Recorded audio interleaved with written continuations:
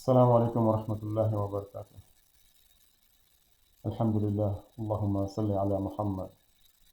رب اشرح لي صدري ويسر لي أمري واحلل عقدة من লিসানি ইয়াফকাহু قولي। আজকের আয়াত হলো সূরা মাইদার 12 নম্বর আয়াত। আয়াতটা আমি পড়ি আগে। আউযু বিল্লাহি মিনাশ শাইতানির রাজিম।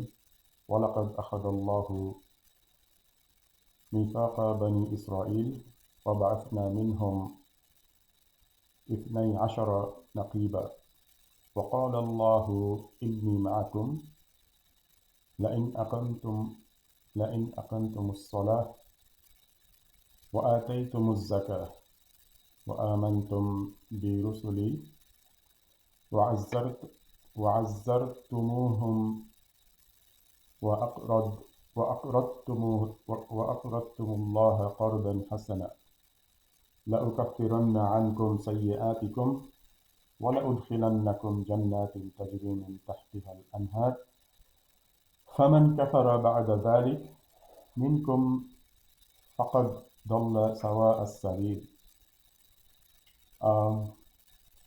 যার অর্থ হলো প্লেন বাংলা ভাষায় বোঝার জন্য, সত্যিকারভাবে আল্লাহ প্রতিশ্রুতি নিছিল বনি ইসরাইলদের কাছ থেকে, এবং যেখানে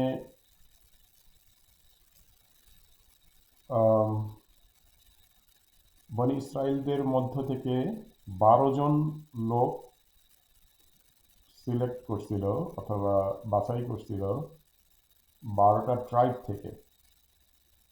তারপরে আল্লাহ তাদেরকে বলছে যে আমি তোমাদের সাথে আছি। ওয়াকাল আল্লাহু ইন্নী মাআকুম, আমি তোমাদের সাথে আছি।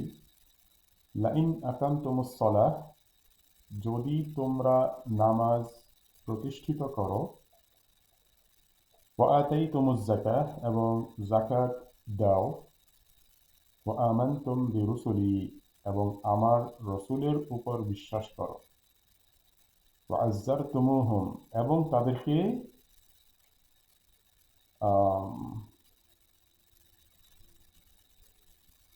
সাহায্য করো অথবা তাদেরকে সহায়তা করো অথবা তাদের সাথে থাকো, মানে তারা যা বলতেছে তা শোনো। এবং ওয়াকরাদতুমুল্লাহ, এবং আল্লাহকে দাও করদান হাসানা, ভালো একটা লোন অথবা ঋণ। যদি দাও তাহলে কি হবে? লাউকাফিরান্না আনকুম, সত্যিকারভাবে তোমাদের কাছ থেকে তুলে ফেলা হবে সাইয়্যাতিকুম, তোমাদের খারাপ কাজ অথবা পাপ অথবা যেটাই করছো না কেন, ভালো কাজের অপোজিট যেটা করছো সেই জিনিসগুলোকে তুলে ফেলা হবে অথবা ঢেকে রাখা হবে। কাফারা মানে হচ্ছে ঢেকে রাখা। এবং ওয়ালা উদখিলান্নাকুম জান্নাতিন তাজরি মিন তাহতিহাল আনহার, এবং তোমাদেরকে জান্নাতে প্রবেশ করানো হবে, জান্নাতে রাখা হবে, জান্নাত দেয়া হবে, যে জান্নাতের নিচে নদী থাকবে, অনেকগুলি নদী থাকবে। কিন্তু ফামান কাফারা বা'দা যালিক, যদি এসব তুমি না করো এবং বিশ্বাস না করো, তাহলে কি হবে? ফাকাদ দাল্লা সাওয়া আস-সাবিল, সত্যিকারভাবে তারা হলো সঠিক পথ থেকে দূরে সরে গেল অথবা ভুল পথে চলে গেল। এইটা হলো অর্থ। এটা বোঝার জন্য অনেকভাবে বোঝা যায়, তা আমার সাধ্যমতে আমি চেষ্টা করি, আমি যতটুকু জানি অথবা যতটুকু বুঝি। সবার আগে এটা জানা দরকার যে এই আয়াতটা কখন নাযিল হয়েছিল। এই আয়াতটা হলো সূরা মাইদার অনেকের মতে, সব স্কলারদের মতে মদিনার পিরিয়ডে এটা নাযিল হয়েছে, এবং এমন না যে পুরা সূরাটাই একবারে নাযিল হয়েছে, বিভিন্ন সময় নাযিল হয়েছে। তো আয়াতটা পড়া হইতেছে তাদের কাছে যাদের কাছ থেকে রাসূলুল্লাহ সাল্লাল্লাহু আলাইহি ওয়াসাল্লাম প্রতিশ্রুতি নিয়েছিল মদিনাতে যাওয়ার আগে। তো মদিনাতে যাওয়ার আগে রাসূলুল্লাহ সাল্লাল্লাহু আলাইহি ওয়াসাল্লাম মদিনাবাসীদের পক্ষ থেকে ১২ জন লোক আসছিল। ১২টা ট্রাইব ছিল। একটা হলো বানু বানু আউস, আরেকটা হলো বানু আম খাজরাজ। আম বানু আউস থেকে ৩ জন আসছিল আর খাজরাজ থেকে ৯ জন আসছিল। এই ১২ জন লোক আসছিল।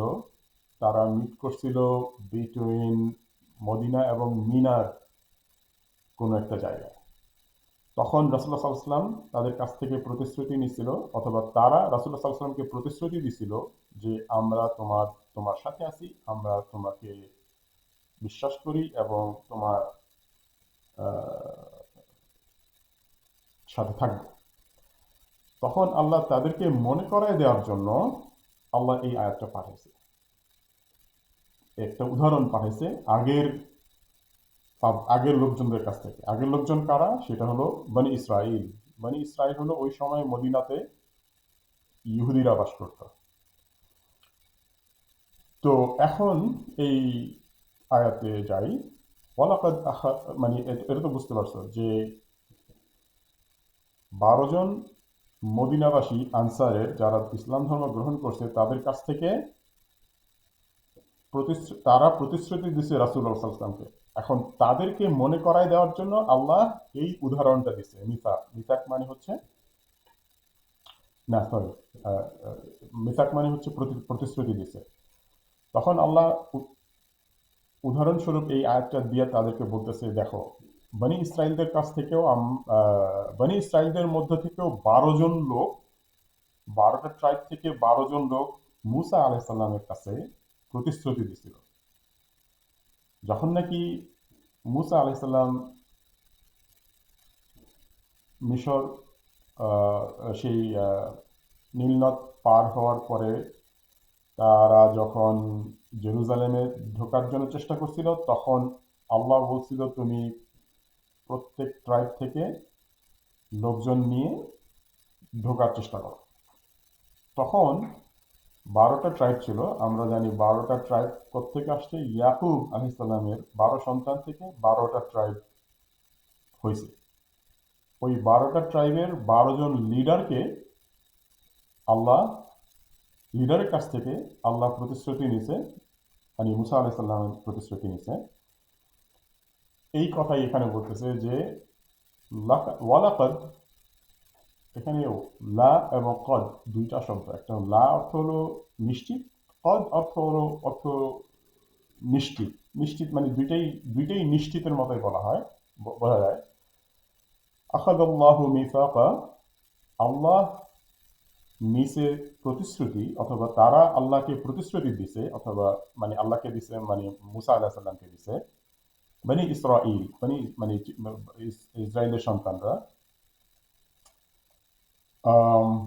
وبعثنا منهم اثني عشر نقيبا। নাকিবা হলো লিডার, এবং ইসনাই আশরা মানে হচ্ছে ১২টা গোত্রের লিডার। তারে প্রতিশ্রুতি দিছিল যে তারা মুসা আলাইহিস সালামকে সাহায্য করবে, সবকিছু করবে ওই জেরুজালেমে ঢোকার জন্য। এবং তখন আল্লাহ তাদেরকে বলছিল ওয়াকাল আল্লাহু ইন্নী মাআকুম, যে আমি তোমাদের সাথে আছি, আমি তোমাদের সাথে আছি। তারপরে বলছে লাইন আকামতুমুস সালাহ, যদি তোমরা নামাজকে প্রতিষ্ঠিত করো, ওয়া আতাইতুমুজ যাকাত, এবং তোমরা যাকাত দাও, ওয়া আমানতুম বিরুসুলি, এবং আমার রসুলদের উপর বিশ্বাস করো, ঈমান আনো, ওয়া আযযারতুমুহুম, এবং তোমরা তাদেরকে সহায়তা করো, মানে হচ্ছে আল্লাহর সংবাদ গ্রহণ করো এবং সে যেটা করতে বলে সেটা করো, এবং ওয়া আকরাদতুমুল্লাহা করদান হাসানা, এবং তোমরা আল্লাহকে একটা ভালো লোন, ঋণ হিসাবে দাও। এই জিনিসটা একটু পরিষ্কারভাবে বোঝা দরকার। আচ্ছা,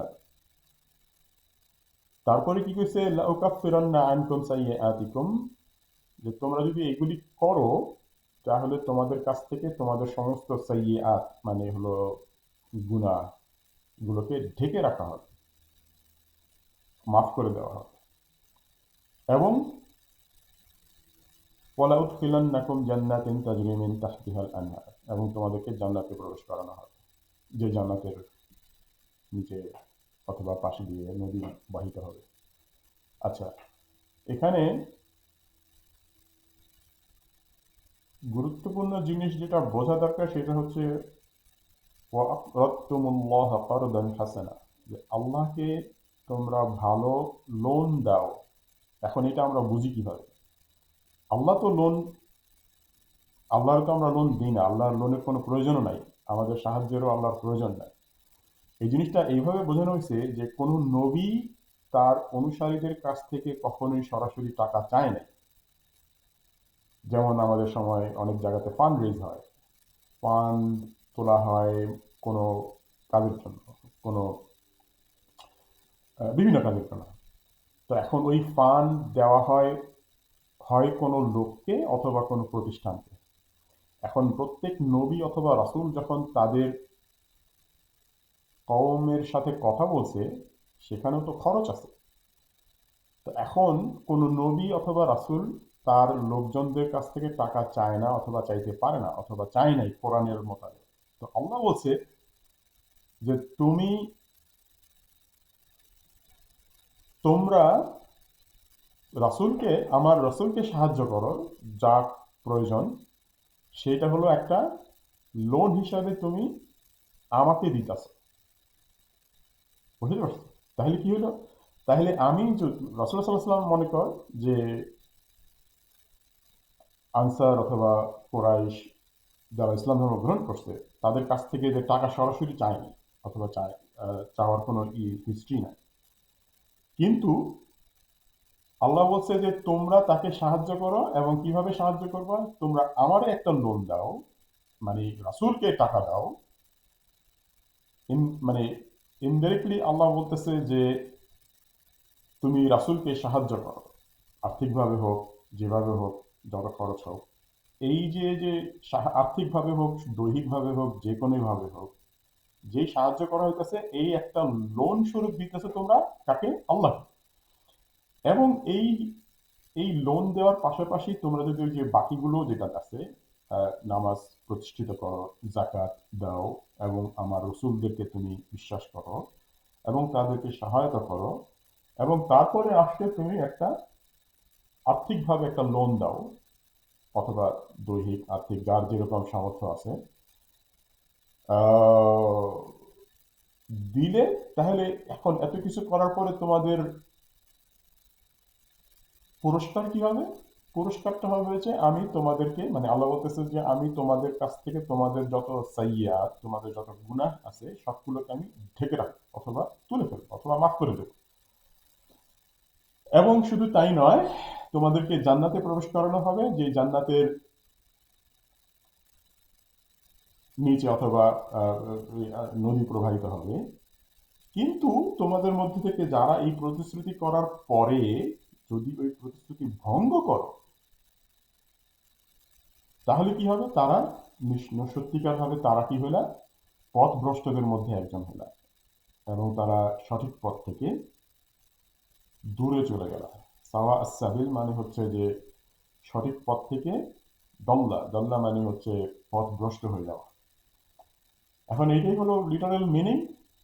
এই উদাহরণটা দিতেছে আল্লাহ, মনে করায় দিতেছে যে তোমরা এই যে এই মদিনার যে 12 লোক যে আল্লাহ রাসূলুল্লাহ সাল্লাল্লাহু আলাইহি ওয়াসাল্লামকে প্রতিশ্রুতি দিছে, তাদেরকে মনে করে দিল যে তোমাদের মধ্যে এরকম 12 জন লোক মুসাকেও প্রতিশ্রুতি দিছিল।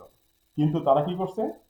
তারা তাদের পরের আয়াতগুলোতে আসছে, তারা তাদের প্রতিশ্রুতি ভঙ্গ করছে। তারা প্রতিশ্রুতি ভঙ্গ করছে, তোমরা তা কইরো না, তারা যেটা করছে। মূল কথা হলো যে এখানে যে তোমরা যে প্রতিশ্রুতি দিতেছ এই এখন, এই এই প্রতিশ্রুতিটা হয়েছিল আকাবা নামের একটা জায়গাতে, যে জায়গাটা যে প্রথমে আমি যেটা বললাম সেটা হচ্ছে যে মদিনা এবং মিনার মাঝামাঝি কোন একটা জায়গা। তো তোমরা যে এই প্রতিশ্রুতি দিতেছ, মনে রাখো এই প্রতিশ্রুতির কথা, এবং এই প্রতিশ্রুতি তোমরা কখনোই ভঙ্গ করো না। তো আমার মনে হয় এই অর্দান হাসানা সম্পর্কে মোটামুটি একটু পরিষ্কার করার চেষ্টা করছি, এবং আল্লাহ জানে ভালো। আহ, এই পর্যন্তই থাক। আল্লাহ আমাদের সবাইকে বোঝার এবং সঠিক পথে থাকার তৌফিক দেয়। আল্লাহুম্মা সাল্লি আলা মুহাম্মদ। আসসালামু আলাইকুম ওয়া রাহমাতুল্লাহি ওয়া বারাকাতুহু।